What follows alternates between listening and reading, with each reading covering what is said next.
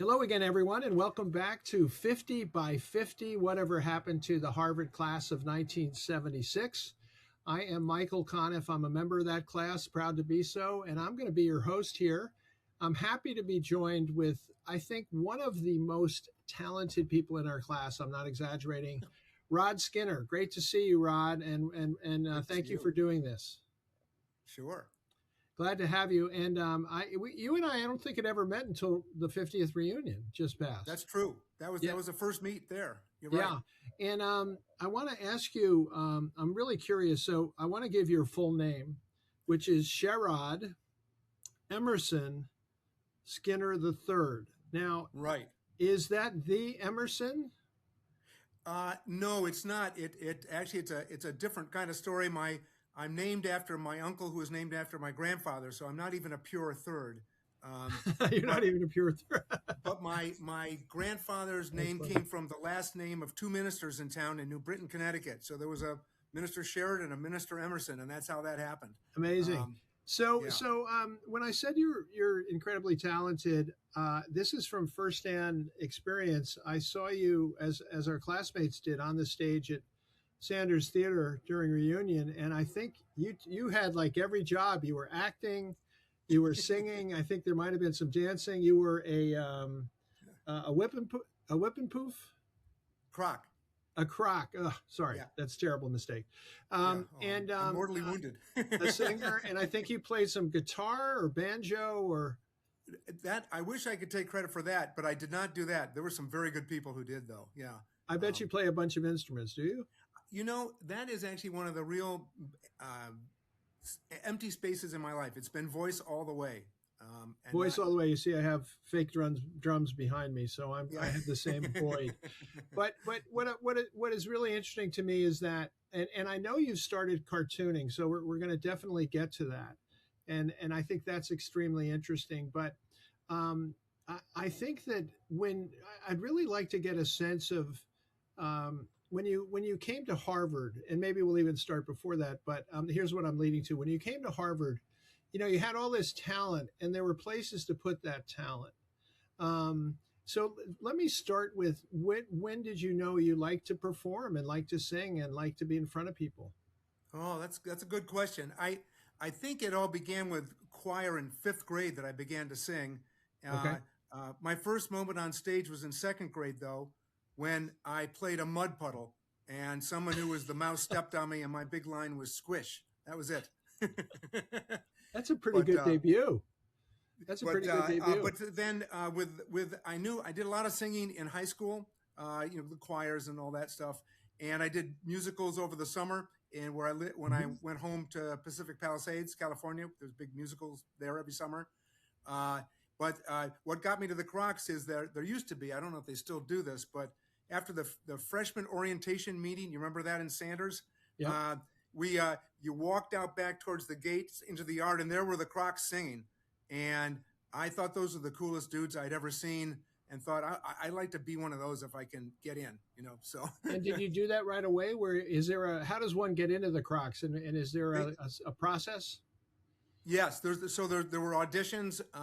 So if you basically auditioned somewhere in February, so you could actually do a little bit of overlap with the current group in the spring to be ready for the next year. So I Okay. started in freshman of my spring year with the Crocs. But Yeah. I noticed you seem to have a lot of acting ability too, and you mentioned the Playhouse in the Palisades. So, what did you do at Harvard to kind of scratch that itch in particular? Oh, that's a really good question. So Rod, I only because of the ask good. Crocs, I only ask good questions. There are no bad questions here. well, Sorry. okay, I'll up the ante. That was an excellent question. Thank you. Okay. Uh, the so it because of the Croc schedule, we sang so much. I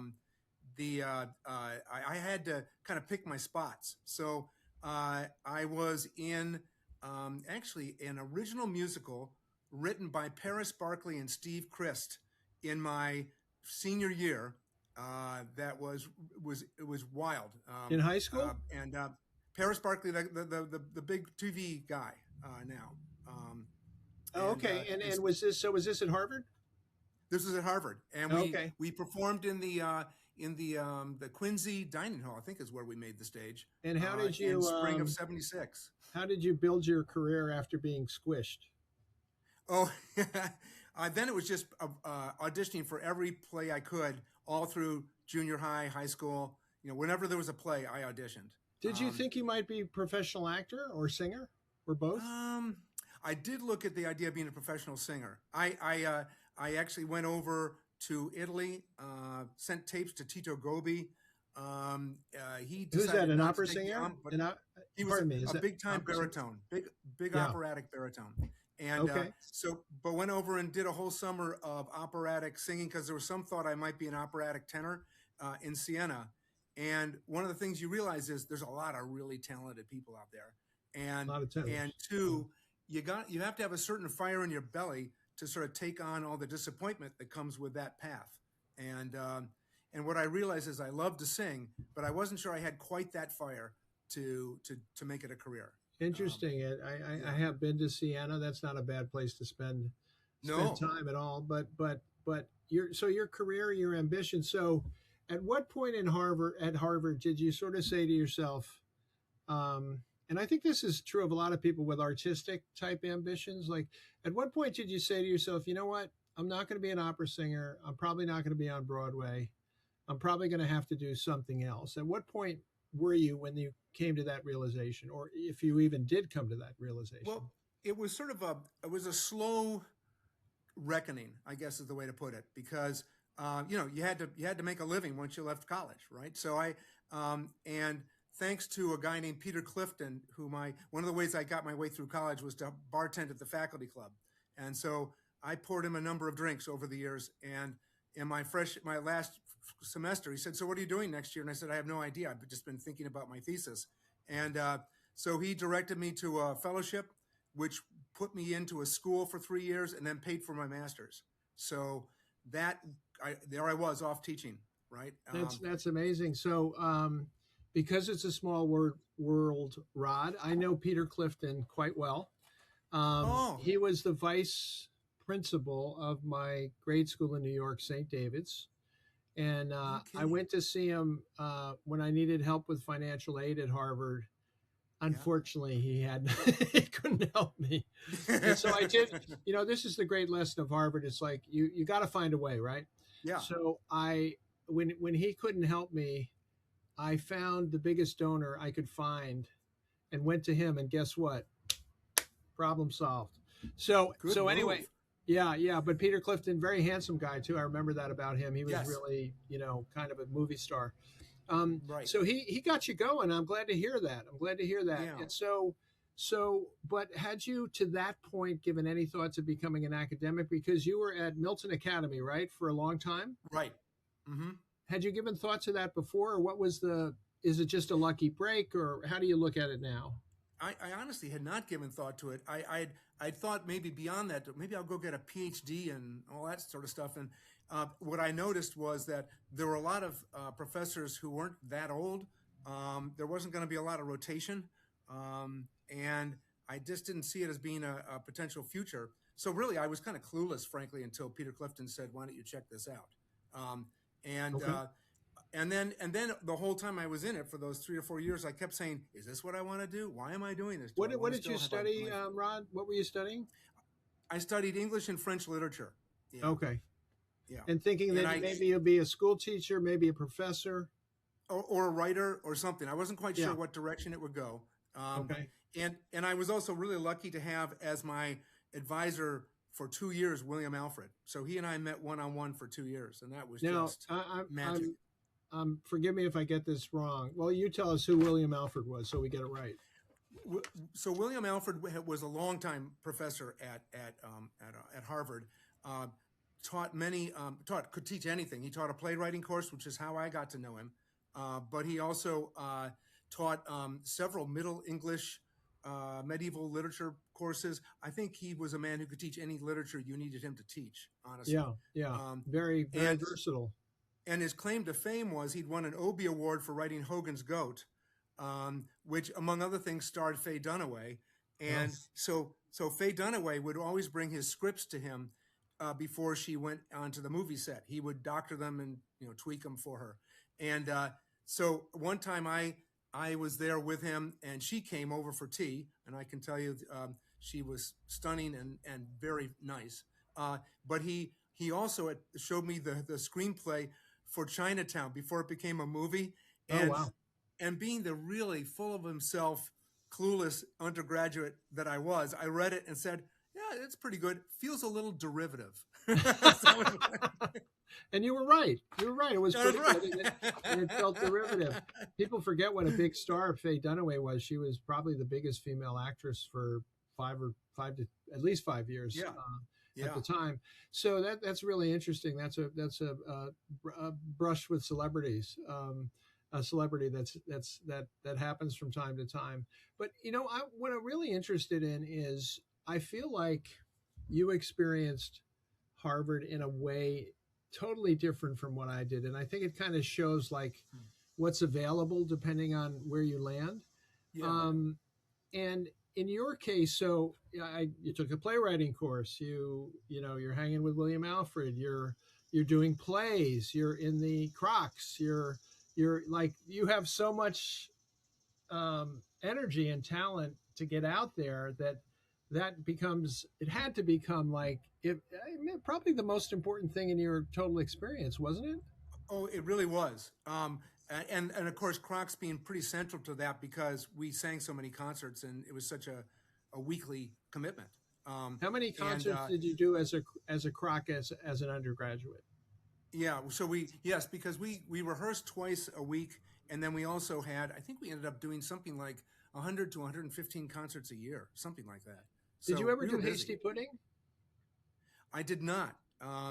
Although, thanks to Hasty Pudding, I met my wife, Nancy, because she was the stage manager of the Pudding show when Valerie Harper was the Woman of the Year, and Crocs were invited in to sing at the after party after she'd been given the honor of Woman of the Year, and that's how my wife and I met, and the rest is history. The rest is history. How many years now?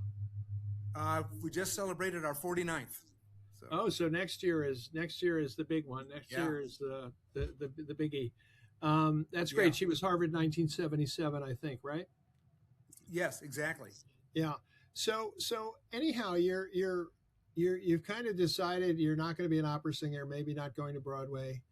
I'd have to call this a lucky break, as long as it was a lucky break. It was a break for sure. You get into this program, and take me to the last year of that program when you're actually going to have to make a decision about what you want to do.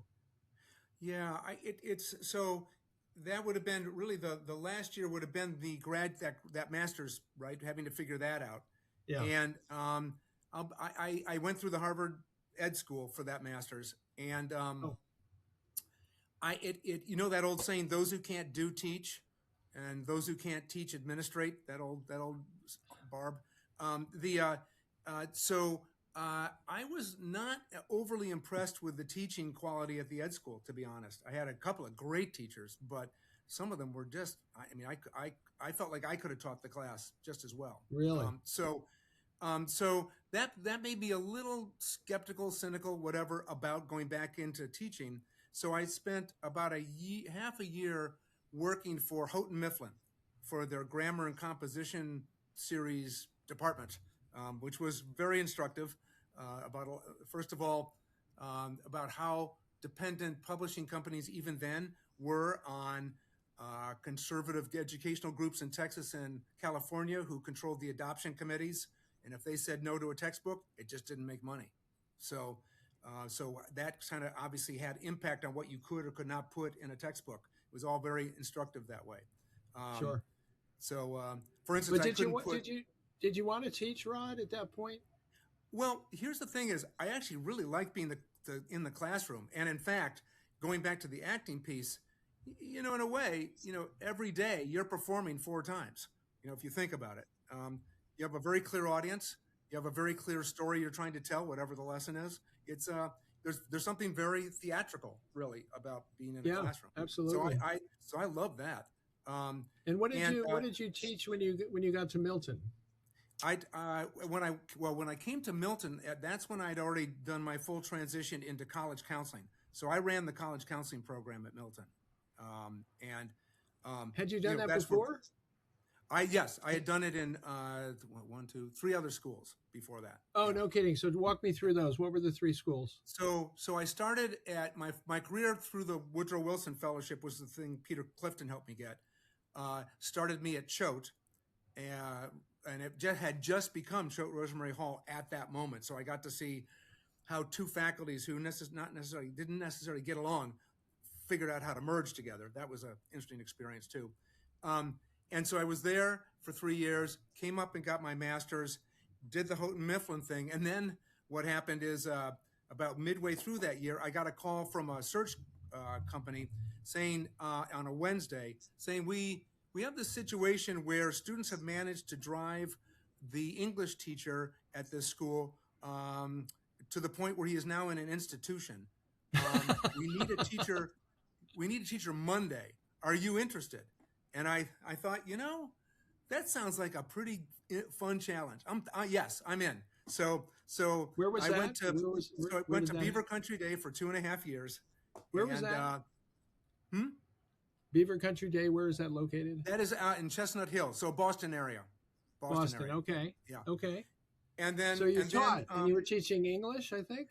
Teaching English, doing a little bit of coaching. Ended up being a faculty trustee, which gave me a taste of a little admin, and then I got the opportunity to be a dean of students at a school out in San Diego called Francis Parker, and so I took that, and I was at Francis Parker for 6 years, and then during the course of that became dean of students and their first principal ever. So I became principal of the high school as well. Oh wow! What was that like? Intense. No one was ever calling you to tell you what a wonderful person you were or how good a job you were doing. It was never that. So on the other hand, you had your finger on things that were really important to the whole institution, and that was exciting. Yeah. So I did that. Let's just say that I think all of us need a little bit of a hiccup in their career, and at the end of my time there was my hiccup, and so I ended up needing to look elsewhere. As it turned out, the head of Ransom Everglades, a school in Miami, his son had been someone I'd hired at this school in San Diego. So he heard about me through his son. He called and said, "How do you like to come down and be my college counselor, lick your wounds, and figure out what you want to do?" Right? Well, let me stop you there for 1 second, because my career has been nothing but hiccups, Rod. So I and I'm not even. I wish I were exaggerating. So I'm curious what you would like to share about that, because I think one thing that's really obvious, without even interviewing anybody from our class, is that everybody's. You get out of college, and with a couple of exceptions, you're kind of on a roller coaster. Like things are happening. You're almost falling off, you're getting back on, you're getting on another ride, you're coming back, all sorts of things happen. So tell me what, if you want, if you don't mind, what the hiccup was, and how you reacted to it immediately, and then later on when you could look back. Sure. And in fact, I might end up being a little philosophical about this, because as you can imagine, when I'm working with families, I have to talk about managing failure all the time, right? That's just a fact of life. And one of the things I used to tell the parents is this whole essential element of success theory, which is, parents, you need to show your kids the ladder, because they see you as you are and assume you just sort of, like Athena, were birthed that way, and you weren't. You had to go through a lot of stuff to get there. And so to do your kids a favor, you have to show the ladder you had to climb to get to that point where they are now seeing you. So in a way, you almost want to have experiences like that, so you can actually be a more realistic guide to the young ones you're living with. And what happened? Did you get fired? Were you asked to leave? It was one of these things where there was how would I put it? I think it was a combination of my relative inexperience. I was only, I think, 30 or 31 at the time, and a school that was still trying to figure itself out, and frankly, a head of school that was not what I'd call a strong or clear hand in terms of leadership. And so Mm-hmm. he didn't step in and mentor me well. And I Mm-hmm. was over optimistic in what I thought I could do. Yeah. I really had too many roles. I was doing the college counseling. I was the dean of students. I was teaching 2 AP courses, and I was the principal. Too much. Yeah, And you had more than a full plate. When you licked your wounds, what were you, which we've all had to do, and yeah, just wanted not to. This is my role to say this, but it actually is all about how you react to the failure or the difficulty. It's not about the failure is just the vehicle right. to something better, if you can think of it that way. That it sort of helps. But when you're licking your wounds, you've done now. You've been in academic world. You've been at Houghton Mifflin. You've been in school. What's going through your mind at that point? Well, and I think one was I just need a fresh start so I can sort of see, get back to who I am. Do you remember that they used to have that sort of that sensory deprivation torture where they'd put you in body temperature water and close your ears and your eyes, and you'd begin to lose sense of your own boundaries as a physical being, and it would drive you a little crazy. That's how I'm not familiar with that, but that sounds terrible. So I felt like I'd been a little bit in sensory deprivation, psychologically, where I had kind of lost my sense of who I really was. And so so in some ways that failure was a really ultimately a really healthy thing for me to have happen. Let me mention this, Rod, from your 25th reunion Red Book entry. You said, the biggest challenge has been figuring out my rightful place in the conversation. And so, how did you figure that out? Well, that's a really interesting, maybe we could spend a little time with that maybe, because don't you find that you think you have it figured out and then the conversation shifts and you have to rethink it? Yes, I think you never really have it figured out, and for me at least, it's all every day. Trying to figure it out. Yeah, exactly. It's every day. And so I think part of being in the conversation, I've realized, is you just need to be aware of what's going on. You have to be paying attention. You mean in the wider world, in the broader world? Yes, the broader world. Yeah, and those in your own life too, both. And did you feel you had lost your rightful place in the conversation? Was it something you had and no longer had? At that point, I was feeling more that I'd lost my core self, my values. I was doing things I maybe would have questioned if I was really being completely honest with myself. At things at school, you mean? Yeah, I didn't. There was places where I said yes to something I probably should have said no to. Things like that. Can you give an example? Administratively. What do you remember? Well, one example would be this, that I got a call on Christmas Day from the Board of Trustees, chair of the Board of Trustees, not a good sign. Son was on the basketball. Not a good sign. Not a good sign. Whose son was on the basketball team, and they were not happy with how the team was going. And he said, so you need to go talk to that basketball coach and say, we need to change. Can I jump in here? He probably just wanted his kid to be playing more, I'm guessing. That's it. It was something like that, right? Yeah, sure. And this is where my inexperience showed, because if I'd had a little more wherewithal, I've said, first of all, what are you doing calling me Christmas Day? Second of all, there's no way I'm going to do that. There are processes for these things. Have a wonderful holiday. I'll see you in January. I should have done that. I didn't. So I called this guy who actually I liked very much, and did what I was asked to do. And I've always regretted that. And the guy should have called the coach. I mean, there's no reason to put you in the middle of that anyway. So that's sort of bad form.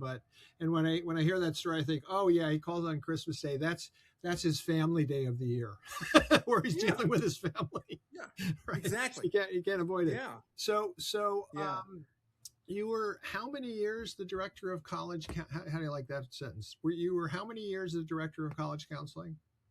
Well, let's see. So I started in fall of '89, and then I retired in spring of 24. So Fall of that '89, whole spring of stretch. '24, a long, long time. Yeah. Yeah. Um, and what made you stay in that job? What did you really like about it? What was the fulfilling part? What Well, one thing I truly loved was the kind of family counseling you had to do. I mean, you had to help parents manage themselves around their kids and help kids manage their parents, right? It was really, forget what college they ended up on. Yeah. You just had to have real understanding and patience with what was happening in a family dynamic, meeting after meeting. And what about the kids? What about the kids? How did you handle them? Oh, I love the kids. My whole job with the kids was to say, I'm empowering you to be yourself. And let's figure out how we can talk about that. Let's talk about how you can hold your ground and say, this is me. And also, this is not me. Right. So, that work I loved. And as you might expect, I'm sorry to interrupt, but I would just jump in and say that is the central Rod Skinner philosophy of life, isn't it? Know who you are, know yourself, but see where you stand in the conversation or in the school or in the country for that matter. Yeah. I wanted to mention at this point, I can't believe I didn't think of this, but I went to Canterbury School. My best faculty friend at Canterbury School was a guy named Rod Clark. So you're Rod Skinner. He was Rod Clark. He had the same job as you. And he became, in later life, one of my closest friends, kind of a surrogate father in a lot of ways, surrogate brother, and older brother. And he was quite a guy. He was a Renaissance scholar. He ended up on the headmaster of Canterbury eventually, and on the board at Georgetown. So he was kind of a significant Catholic educator, but really he was just a great friend. It's so funny that you and him had the same job and the same name, and I think kind of in the same spirit. Yes, and here's another overlap is that one of the wrestling coaches I respected most, because I was the varsity wrestling coach at Choate, among other things. Oh. Was Robin Mead, whom I think might have been there while you were there as a student. I think it was after me. It was after me. Okay. Yeah. I once I was a basketball player, but I once they had an intramural tournament. Biggest mistake of my life, and believe it or not, freshman year I wrestled 148 in the tournament, and I couldn't even wipe the snot off my nose, Rod. I was so tired. It was the worst athletic experience I ever had. Did you coach again at Milton, or was it all counseling? It was all counseling, really. I did a lot of other stuff. I did a lot of work with affective ed work at Milton, so created a program for different grade levels around affective ed, chaired curriculum committees. I did all kinds of other sort of I think community-wide the people, your friends in the class want to know, did you do any plays? Did you do any song and dance? Did you do any of that? I did a couple things. One is I took the beginning jazz class my first year there. So I was with the 10th graders trying to figure out jazz chords, how to improv, all that good stuff. That was really fun. That's fun. There was one time where we have a thing called senior projects where every senior can say, this is the worthwhile thing I want to do for the month of May. And they get it approved and so on. Well, there was a young woman who had set up wanting to do 3 one-act plays with her friends, and she was all set. And then it turned out that she really offended all of them because she had not told them whether she was really applying to college, and they felt that she had somehow betrayed them. So it was a very complicated thing there. That's but weird. Bottom line is yeah, go ahead. So the bottom line is they all said, we won't be in your plays anymore. So she was desperate. So she had to find all these faculty folks. So I was in one of her plays. That was a lot of fun. was that a one-off in terms of performance? It honestly, it really was. I sang a bit with the jazz group for a while, but only briefly.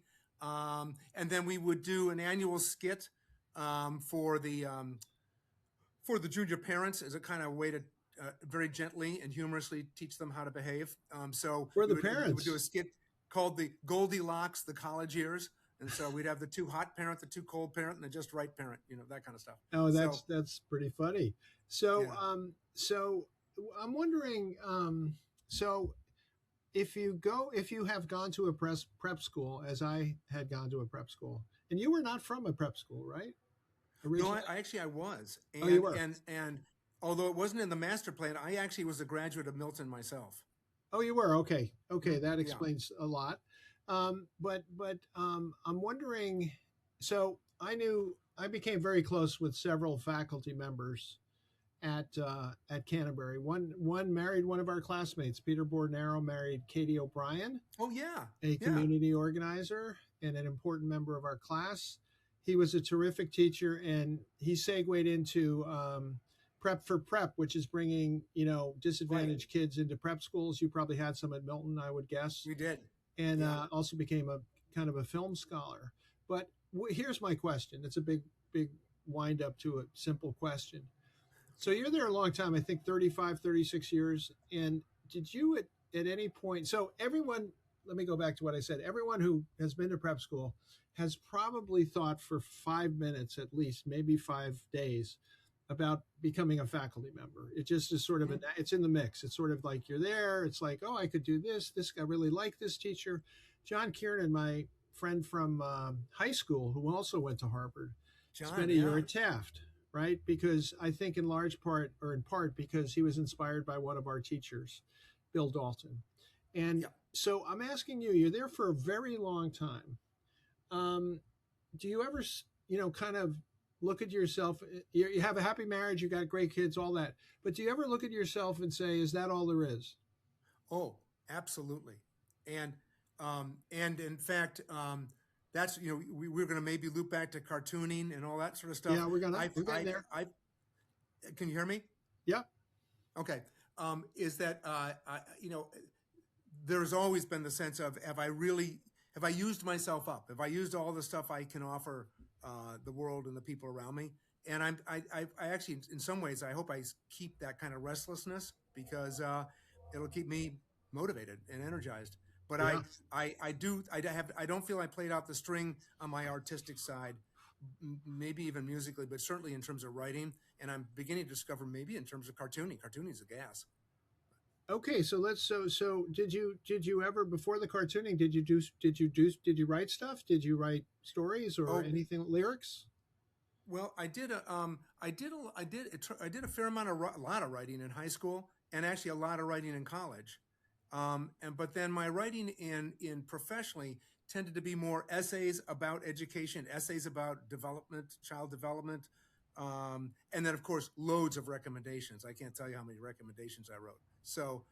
Yeah. So it's more that kind of writing, and so getting into writing poetry again, which I really hadn't done seriously since college, or and then the drawing. It turns out I've been going through old papers and trying to clear out old files, and it turns out I doodled quite a bit when I was in junior high, and I'd forgotten that. So maybe it was there all along. So maybe that's another thing I put on a very large and high shelf until now. So Well, let's talk about that. So what kind of I know you went to school or did a workshop for cartooning. It's a very specific art form. I think Oliphant, the great political cartoonist, just died. That's one way to go yes, he with did. it. And of course, you have graphic novels. You have lots of ways to go with this. But what is it about cartooning that has drawn your attention again? Well, so I have a lot of really bad jokes in my head, and I wanted to Can see you if I share had one? What's your What's that? worst joke? What's your worst joke? Okay, here's one that I'm still working on to get the drawing right. Okay, um, uh, there's the classic cowboy scene. They're sitting around the fire. There's the coffee pot, and and a cowboy is holding his coffee cup, and he has a very small cow dripping over the cup, and the caption is, "Hey Cookie, I thought I said decaf." So that kind of stuff.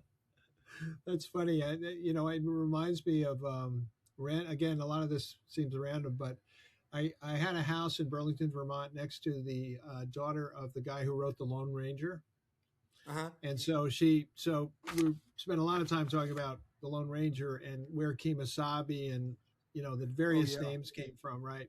So Tonto was used to say Kemosabe, which I believe means friend.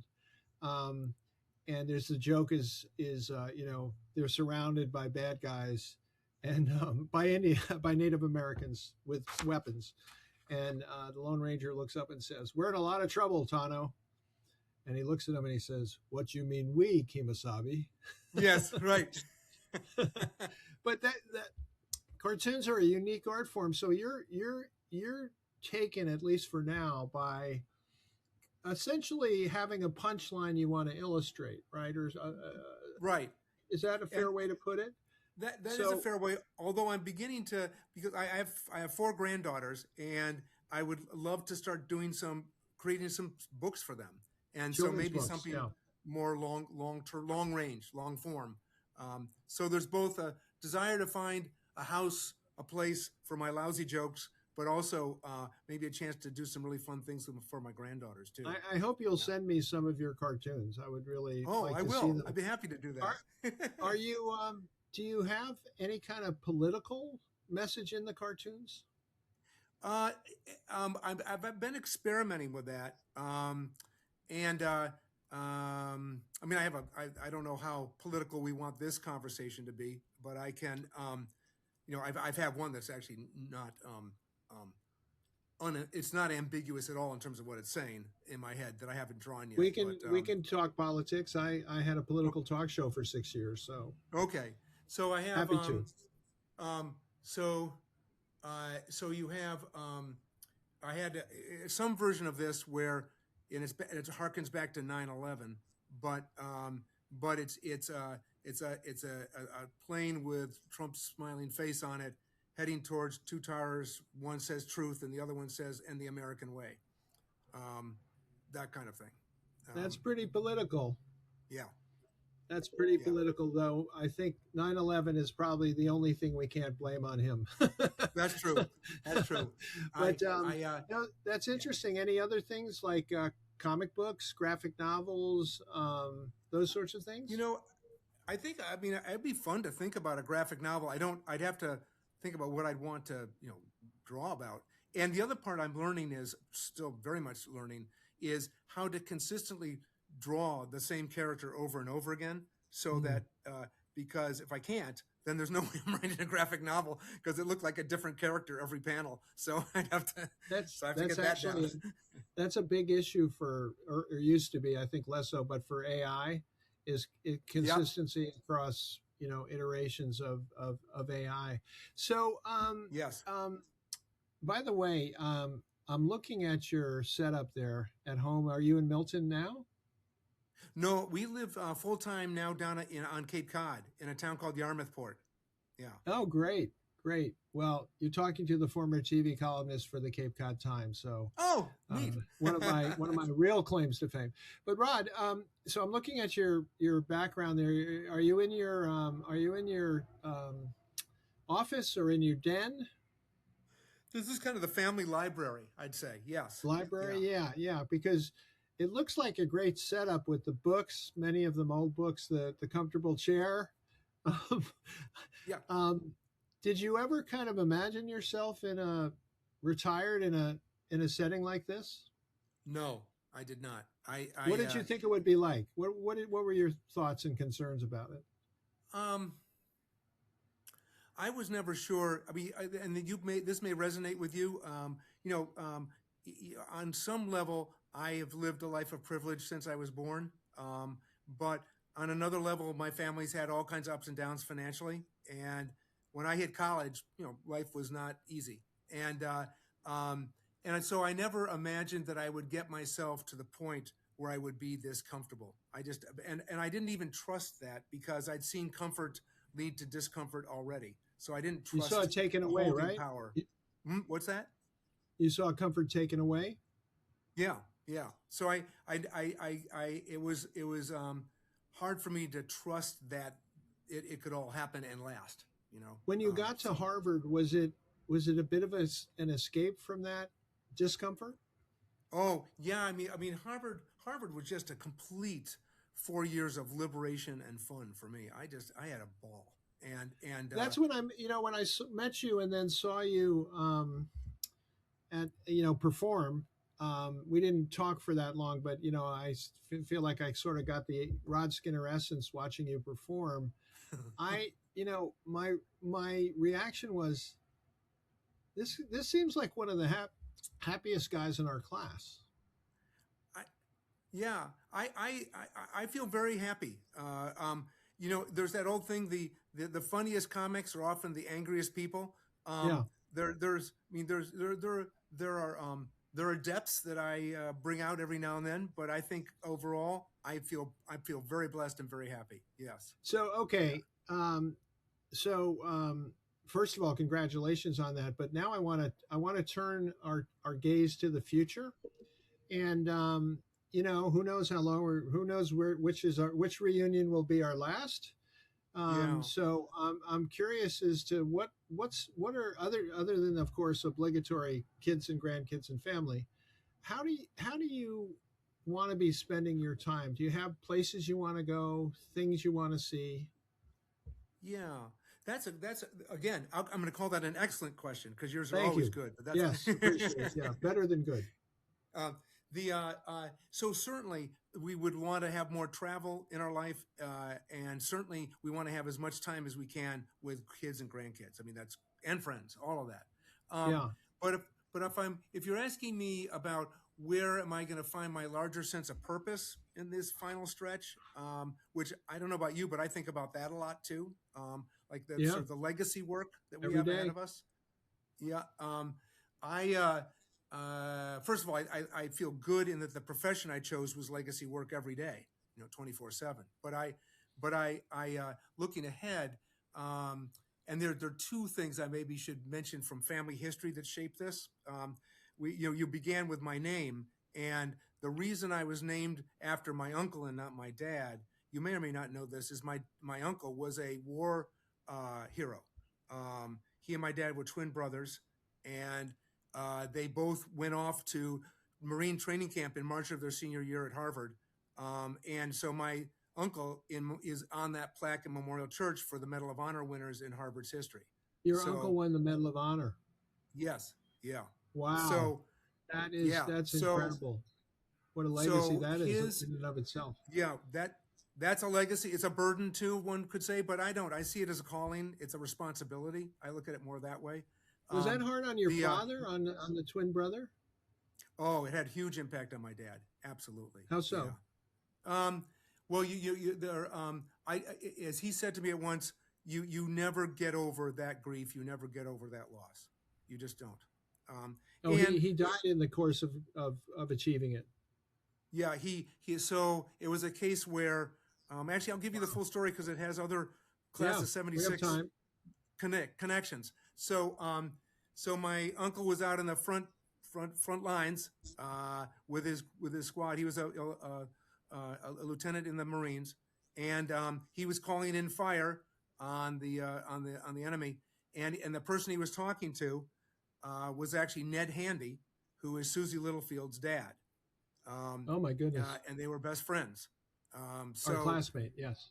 classmates, and so he ended up being my godfather, in fact. So he Oh was wow. Wow. he was the last person to hear my uncle alive. So in the course of the battle, their position was overrun. So my uncle told everyone in his group to play dead, and they did. But then one of the soldiers walking by said, just to be sure, and he tossed a grenade into the bunker. And so my uncle jumped on that, smothered the grenade, saved his men. Wow. So And it's the classic. You hear this all the time. Um, would you jump on a grenade for that person, or would you yeah, take a grenade, and your poor uncle had to do? And how many people did he save? Do you remember? I think he ended up saving 3 or 4. I think it was. I'm not Wow. quite sure the exact number, but something like that. And the See, story. Hmm? that's a hero. That yeah, and that the story around of any Medal of Honor winners is there has to be a survivor to tell the story.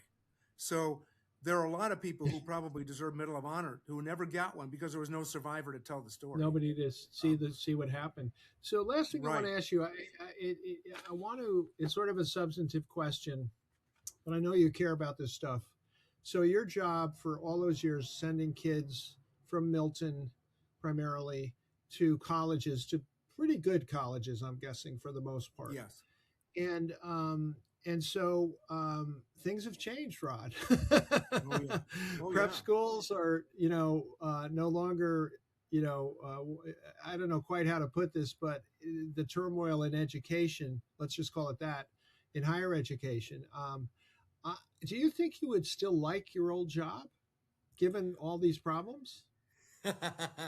Well, that's a question that runs through my cohort quite a bit, and I think I'll speak for myself in that there's a part of me wishes I was 40 so I could be in the thick of it and help solve it, and then there's another part of me that's very glad I don't have to fight this fight because It's a I've tough fought fight. enough already. Yeah. But I think the biggest battle out there, and I felt it even through my career, is how do you preserve the health and well-being of kids through what can be an extremely stressful process? How do you make the developmental paramount, not the transactional? And that I find that was a core battle of the work we did, and I think it's still a core battle of the schools. And kids, I mean, I don't want to act like I know a lot about this, but there seems to be some evidence that getting into I would put it this way, that getting into the right college has become much more of a be all and end all, probably because it's harder Yes. to get into. So, Sherrod Emerson Rod Skinner III, this has been a real pleasure. We got cut off for a second there, but I wanted to, you had said basically that maybe your job would be maybe more difficult now, at least very, very different, right? Very, very Right. different. And so maybe you got out, you got out at the right time, which can happen. And I think when that happens, I don't know, I think you're kind of lucky in some respects, but Yeah. you do end up missing the challenge. But what I will ask this one last question. What did you learn at the 50th reunion? Because this is one of the podcasts that is after the reunion, so we have the benefit of hindsight. Yeah. What did you see? What do you think you saw at the reunion, and what about it surprised you? Well, I think one thing that definitely I felt, and I think anyone who was in Sanders on that Thursday night felt, is that really extraordinary communal feel that happened around Yeah. that talent show. Yeah. And I think we remember we had to settle for a virtual reunion 5 years ago. I think we were I'd just so forgotten that, happy to yeah. be together. 10 years of not seeing each other. I think that, to me, it was just everyone felt so determined to connect and have fun. I think that was a very real sense I got. How did we look to you? People look pretty good, I thought. I also know, I'm not to be grim about it, but I also know we're all living on borrowed time in some regard, and so there was something bittersweet about it. I don't Yeah. know that we would ever be as energized and together as we were then, as I don't know if we can match that again. We probably can't. I think about this a lot because time is short, right? But do you think there's a way for borrowed time to be a blessing? Well, there's that old way of thinking in literature that you need a sense of an ending to energize the present. In other words, if you thought it was endless, you wouldn't be as moved to make the most of what you have. So I guess the borrowed time piece creates a certain catalytic effect, I guess, in the way we're going to live. Yeah. I hope. Yeah. In Jonathan Swift, you're an English literature master's, master's in English and education. Jonathan Swift, not the, I'm trying to think of the name of it. It might have been The Land of the Brobdingnagians, or one of the, Oh, yeah. one of his travels was so interesting because it was a world where nobody got old. Right. And nobody died, put more succinctly. And the result was everyone was miserable. Right. There was like no point in anything, Yeah. Yeah. And I'm no philosopher, but as you get older, you start to think, well, maybe the point is that it doesn't go on forever. Like that's the Right. point of it. And You know? also on a maybe a less terminal level, Thank you. yeah, adversity is a good thing. Yeah, There's a really great essay by John Adams on how he thinks that the hardships of a New England existence shapes character, and I think there's there's a something to be lot. said for having to encounter disappointment. We were talking earlier about failures and Yeah, hiccups. I think hiccups make you more interesting. They make you. There's actually a great book called "The Defining Decade: How to Make the Most of Your 20s," and the author of that talks all the time about something called identity capital. And the more things that happen to you, the more scar tissue you have, the more interesting story you have to tell. And yeah, I that's think that's something we all should read again in our 70s. I think 50 years yeah, later. Um, yeah. no, that's really interesting. And Rod, I want to thank you again. This has been fascinating. I think we went down some interesting corners and took some turns, but it was all interesting to me. And I'm so happy to have met you at the reunion. You and I wish I'd known you at Harvard. It's amazing how Me few too. people you know at Harvard, really. I mean, it becomes It like a is very small, like, I don't know, 100 people out of 1,600, something like that. right.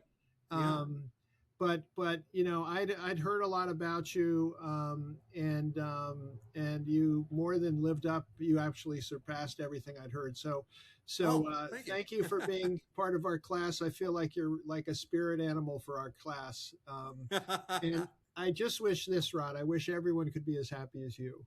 Oh, well, thanks. I'm very flattered you invited me to be here, and this has been a really fun conversation. So thank you, Michael, about that. Absolutely, thanks, and Yeah, see you at the next reunion, you bet. If not sooner. if not sooner. Yeah. Thanks, Rod. Okay.